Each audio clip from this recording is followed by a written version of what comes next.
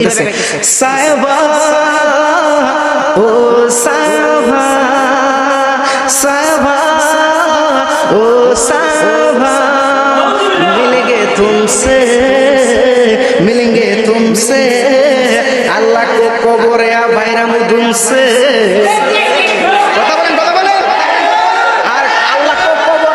আজকে গানের বিরুদ্ধে কোনো ফতোয়া নাই, কিন্তু ওয়াজ মাহফিলে আসলে অনেক ধরনের ফতোয়া হয়। কথা বলেন ঠিক কিনা?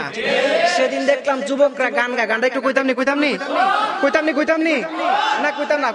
না তাক রাখেন গানটা রাখেন।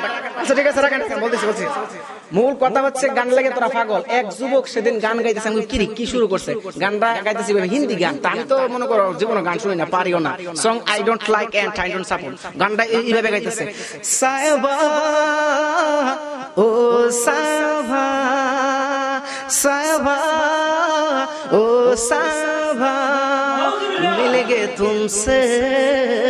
मिलेंगे तुमसे अल्लाह को कब्र या भाईरा मुदुम से কথা বলেন আর আল্লাহ কো কবরে রাখেন আল্লাহ কো কবরে ভাইরা মুদুম সে কথা বলেন না কেন? এই সমস্ত কুলাঙ্গারদেরকে, যে কুলাঙ্গাররা গান গায় তাদের বিরুদ্ধে ফতোয়া দেন না কেন আপনারা? ওয়াজ মাহফিলের মধ্যে আসলে দেখা যায় অনেক বেয়াদবেরা ফতোয়া দেয়, কিন্তু আজকে গান হচ্ছে, এতগুলা গান হয়, গান বাজনাকে বন্ধ করতে হবে। চিল্লা কোন আমরা ওয়াজ করি, ওয়াজের মধ্যে সেদিন মিরপুর বাধা মারা দিছে। নাউজুবিল্লাহ বলবেন না? এক কি নেতা না কেডা আমি চিনি না, এক কেডা জানি আইসা কবে তো ওয়াজ বন্ধ করেন কেন?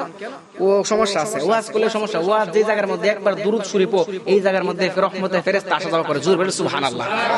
আমরা গান বাজনার পক্ষে কখনো না। ইউটিউবাররা না কত লাগা রইছে, বাপ রে বাপ, একটা দুইটা তিনটা চারটা আমার একটা ইউটিউব চ্যানেল আছে। হ্যাঁ তো কাটতো না, আমার কি কাটতো না, ওই নোটে শুধু গানটা ছেড়ে দেবো, গান গইছে। এই তো বলি না, এরপর যুবকরা বলছে, মূল কথা বোঝানোর জন্য বলছি। আল্লাহ পাক যেন তাদেরকে হেদায়েত দান করে, সকলে বলুন আমিন। যুবক আমি তোমাকেই বলছি, ভাই তুমি শোনো, প্লিজ লিসেন টু মি। তুমি যখন গান শোনো, যখন রিলেশনশিপ করে তুমি চেকা খাও, তখন তোমার মাইন্ডের মধ্যে অনেক কিছু কাজ করে।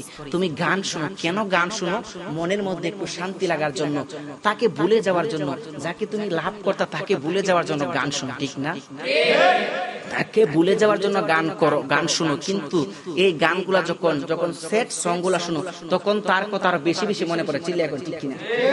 এই জন্য বলি যুবক, তুমি গান শুনেছো অতীতে, গান শুনেছো গার্লফ্রেন্ডের চেকাকে, গান শুনেছো তুমি যখন দুঃখের মধ্যে পড়ে যাও। যুবক আমি তোমাকেই বলছি, ভাই তুমি শুনো, আজকের পর থেকে হেডফোনটা লাগিয়ে আগের মতোই মোবাইলের ভিতরে হেডফোনটা লাগাইবা, ঠিক আগের মতোই তুমি মোবাইলটা এমন ভাবে চালু করবা, ঠিক আগের মতোই মোবাইলটা চালু করে এমন ভাবে কানের মধ্যে দুইটা হেডফোন লাগাবা, লাগায়া অন্যদিন ভাই তুমি গান শুনতা।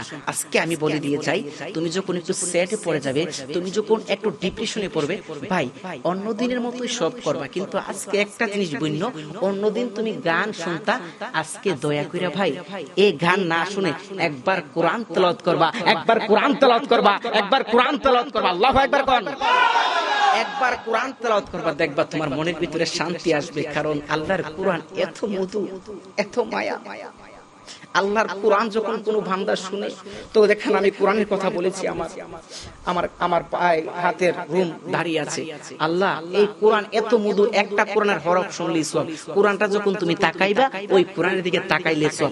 কোরআন তুমি পড়তেও পারো নাই, কিন্তু তুমি তাকিয়েছো, তাকাইলেও সব আছে। সুবহানাল্লাহ বলেন।